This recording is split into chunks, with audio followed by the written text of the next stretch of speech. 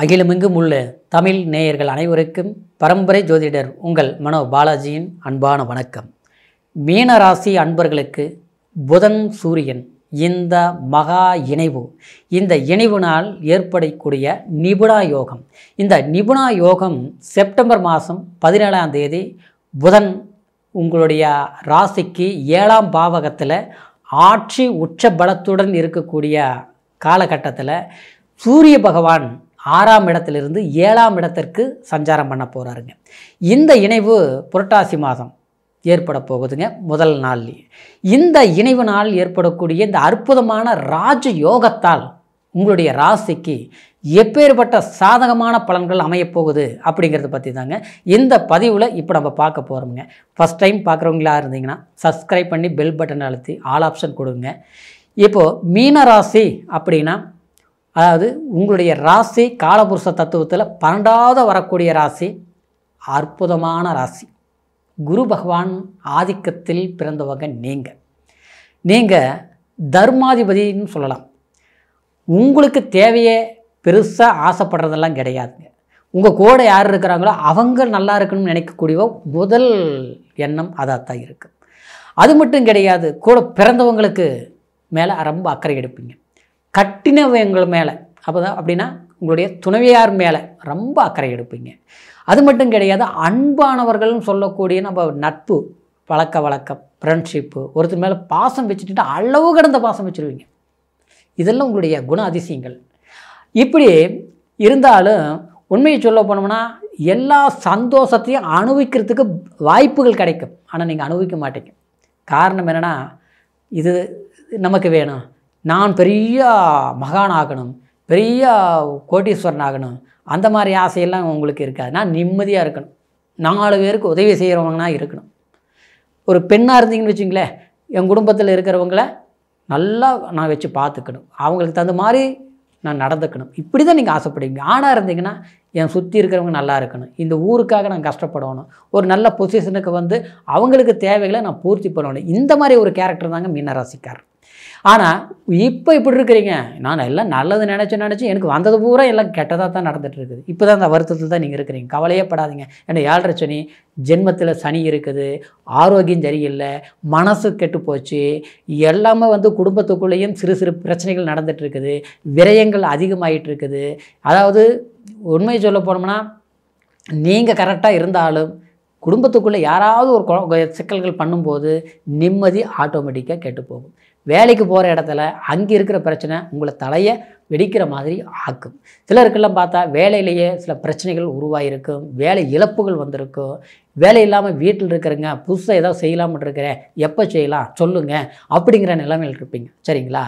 இதுக்கு எல்லாத்துக்குமே ஒரு அருமையான வாய்ப்பு தான் 7ஆம் இடத்துல புதன் ஆட்சி உச்ச பலம் அடைஞ்சு சூரியனோடு இணையும் போது புதன் ஆதித்ய யோகங்கிறது ஒரு அற்புதமான நிபுணா யோகம். இந்த யோகம் வரும்போது அந்த பார்வை உங்களுடைய ராசியில் படும்போது அது மட்டும் இல்லை, உங்களுடைய கேந்திரஸ்தானத்தில் குரு சஞ்சாரம் பண்ணிகிட்டு இருக்கிறாரு. இதெல்லாம் அற்புதமான ஒரு பாக்கியம். சரிங்களா? இந்த நேரத்தில் கண்டிப்பாக திருமணம் ஆகாதவங்களுக்கு திருமணமாகும், திருமண பந்தம் கூடி வரக்கூடிய வாய்ப்பு உண்டாகும். ஏற்கனவே ஒரு திருமணத்துக்குண்டான வாய்ப்புகளை உருவாக்கி பரஸ்பரமாக பழகிட்டு இருந்தவங்களுக்குள்ள சங்கடங்கள் ஏற்பட்டு சலிப்புகள் ஏற்பட்டு பிரிவினைகள் ஆச்சு, காரணமே இல்லாமல் வெறுத்துட்டாங்கிறவங்களுக்கு ஒன்று கூடுவீங்க. திருமணம் ஆனவங்களை கூட பார்த்தோம்னா சந்தோஷமாக இருந்தவங்க என்னவோ பட்டும் படாமல் வாழ்கிற மாதிரி இருக்குது, சிறு சிறு சங்கடங்கள் எல்லாம் கூட பெருசாகி அப்படியே வெறுப்பாக இருக்கிற மாதிரியே இருக்குது. அப்படியே பழகி போச்சு. ஏன்னா அப்போ 4 பேருக்கு முன்னால் கௌரவமாக வாழ வேண்டியங்கிற ஒரு அக்கறை இல்லையா? நான் இப்படி தான் இருக்கணும்னு நான் நினைக்கிறேன். ஆனால் கட்டினவங்க பார்த்தோம்னா எப்படி வேணாலும் இருக்கிறாங்க. இது நான் என்ன பண்ண முடியும், நம்ம எப்படி வேணாலும் வாழ்கிறது வாழ்க்கை இல்லைங்கிறதுனால நான் பொறுத்து போய் எல்லாமே சமாளித்து அப்படியே அட்ஜஸ்ட் பண்ணிட்டு போயிட்டுருக்குறேங்க. இப்படியெல்லாம் இருப்பீங்க பார்த்தீங்களா?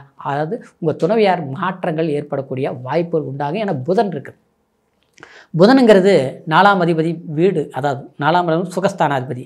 அப்போ 7ஆம் இடத்துக்கு போகும்போது வீட்டுக்கு தகுந்த துணைவியார் நம்ம மனசுக்கு பிடிச்ச மாதிரி நடத்தக்கூடிய வாய்ப்புகள், வெறுப்புகள் இருந்தாலும் அதை மறந்துட்டு சலிப்புகளை மறந்துட்டு சந்தோஷமாக வாழ்க்கை பண்ணக்கூடிய ஒரு வாய்ப்புகள் இந்த செப்டம்பர் 17ஆம் தேதியிலிருந்து ஏற்படும். அது அந்த சூரியன் அதே இடத்துல கிட்டத்தட்ட இந்த 1 மாதம் சஞ்சாரம் பண்ணுவாருங்க, இந்த புரட்டாசி மாதம் முழுசாக. சரிங்களா? அப்போது அக்டோபர் 17ஆம் தேதி வரைக்கும் உங்களுக்கு அதாவது ஒரு பிரகாசத்தை உருவாக்கும். அரசாங்க வேலை சம்பந்தப்பட்ட விஷயங்கள் சாதகமாக முடியும். இன்னொன்று சொல்ல போனோம்னா ஒரு டெண்டர் வர வேண்டிய வாய்ப்புகள், ஏற்கனவே வேலை செஞ்சேன் பணம் நின்று போச்சு, அந்த வேலையை எடுத்து மறுபடியும் முழுசாக முடிக்க முடியல, பாதியில் நிற்கிது, அது வீடு கட்டுற வேலையாக இருக்கட்டும், ஒரு லோன் சம்மந்தப்பட்ட விஷயமா இருக்கட்டும், இல்லை விவசாயம் சார்ந்த பூமியாக இருக்கட்டும், ஒரு பிளாட்டாக இருக்கட்டும், இல்லை பூர்வீக சொத்து பிரச்சனை இருந்தால் கூட அதுக்குண்டான சில வாய்ப்புகள் நீங்கள் தீர்வு கிடைக்கக்கூடிய ஒரு வாய்ப்புகளை நீங்கள் பயன்படுத்துவீங்க. சரிங்களா? அப்புறம் அரசாங்க சம்மந்தமான ஒரு எக்ஸாம் எழுதுறது, 1 மார்க்கில் போயிடுச்சு, 2 மார்க்கில் போயிடுச்சு, அதெல்லாம் சக்ஸஸ் பண்ணுவீங்க. சரிங்களா? அது போனது போயிடுச்சு. அடுத்தது நீங்கள் ஒரு வாய்ப்புகளுக்கு தகுந்த மாதிரி படிங்க, அதுக்குண்டான முயற்சிகள் எடுங்க. அப்புறம் ப்ரைவேட் சம்மந்தப்பட்ட ஒரு இன்டர்வியூ பண்ணுறவங்க, first round second round okay ஆயிடுச்சு, தேர்ட் ரவுண்டு போயிடுச்சுன்னு கூட இல்லை, அது ஓகேங்கிறாங்க, ஆனால் தள்ளி போயிட்டே இருக்குது. வேலையில் எதிர்பார்க்குறேன், ஒரு ப்ரொமோஷன் எதிர்பார்க்குறேன், கிடைக்கல, இந்த மாதிரி வாய்ப்புகளில் உங்களுக்கு சாதகமாக முடியும். ஏன்னா சூரியன் 8ஆம் இடம் வந்துருச்சு, புதன் ஆட்சியாக இருக்குது, 4ஆம் அதிபதியாக இருக்குது, நம்ம நிம்மதிக்கு சந்தோஷம் கிடைக்கக்கூடியது, மனசில் ஒரு மகிழ்ச்சி பிறக்கக்கூடிய ஒரு வாய்ப்புகள், இதெல்லாமே சாதகமாக இருக்கக்கூடிய சந்தர்ப்பங்கள் இருக்கிறதுனால அதுக்குண்டான முயற்சிகள் நாம் எடுக்கணும். ஆனால் எது எப்படி இருந்தாலும் போக்குவரத்தில் கொஞ்சம் கவனம் தேவை. சரிங்களா? வண்டி வாகனம், அப்புறம் வண்டி வாகனங்கள் புதுசாக மாற்றுறது வேண்டாம். அதே மாதிரி தொழில் ரீதியில் பெரிய இன்வெஸ்ட்மெண்ட்டும் பண்ண வேண்டாம். நம்ம ஒரு வேலைக்கே போயிருந்தால் கூட சைடு பிஸ்னஸ் பண்ணலாமா, பெருசாக பண்ண வேண்டாம். ஆன்லைன் வர்த்தகம் சம்மந்தப்பட்ட ரீதியில் கொஞ்சம் தெளிவுடன், அப்படின்னா குறைந்த இன்வெஸ்ட்மெண்ட் பண்ணி பண்ணலாம், அதிகமான இன்வெஸ்ட்மெண்ட் பண்ணி பண்ண வேண்டாம்.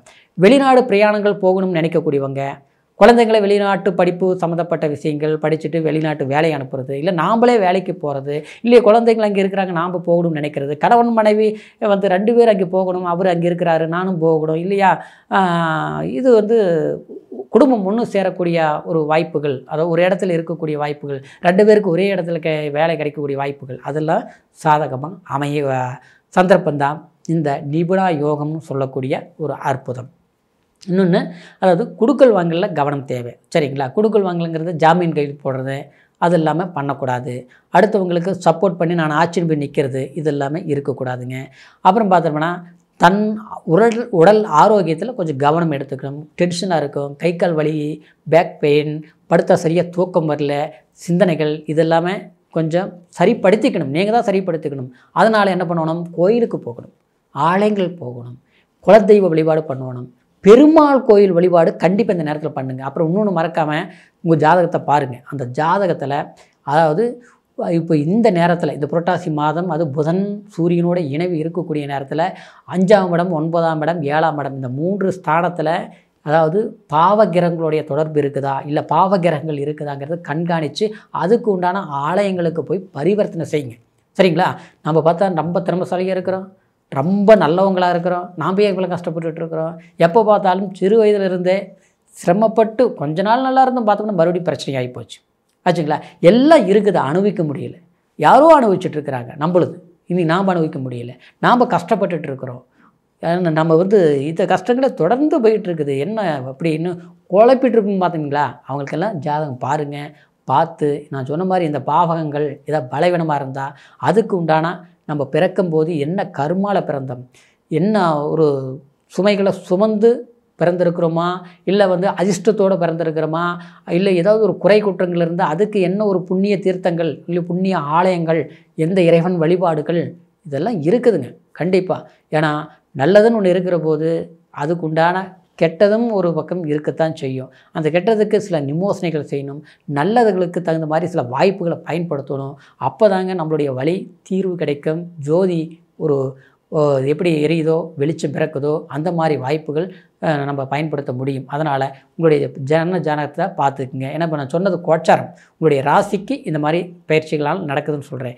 பிறப்பு ஜனஜாதகம் பார்க்கும்போது உங்கள் லக்னம் என்ன, உங்கள் தசாபுத்தி என்ன நடக்குது, இந்த மாதிரி எந்த பாவ கிரகங்களோட தொடர்பு இருக்குதா அப்படிங்கிறத முழுமையாக தெரிஞ்சுக்க முடியும். அதனால் உங்களுடைய ஜாதகத்தை எங்கிட்ட பார்க்கணும்னு நீங்கள் நினச்சிங்கன்னா கீழ் இருக்கிற நம்பருக்கு ஃபோன் பண்ணி உங்களுடைய பிறந்த தேதி, பிறந்த நேரம், பிறந்த ஊர் 3ஐயும் தெரியப்படுத்தி உங்களுடைய பலன்களை பொறுமையான முறையில் கேட்டு தெரிஞ்சுக்கிட்டு சந்தேகங்களை எதாவது கேட்கணும்னு நினச்சாலும் அதையும் கேட்டு தெரிஞ்சுக்கலாங்க.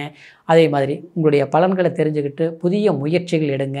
கண்டிப்பாக இந்த புதன் ஆதித்ய யோகம் சொல்லக்கூடிய நிபுணா யோகம் இந்த புரட்டாசி மாதம் உங்களுக்கு பெரும் ஒரு மாற்றத்தையும் ஒரு முன்னேற்றத்தையும் ஏற்படுத்தணும் என்கிற ஒரு வாழ்த்துக்களோட மீண்டும் அடுத்த பதிவில் சந்திக்கிற வரைக்கும் உங்கள் மனோ பாலாஜி. நன்றி, வணக்கம்.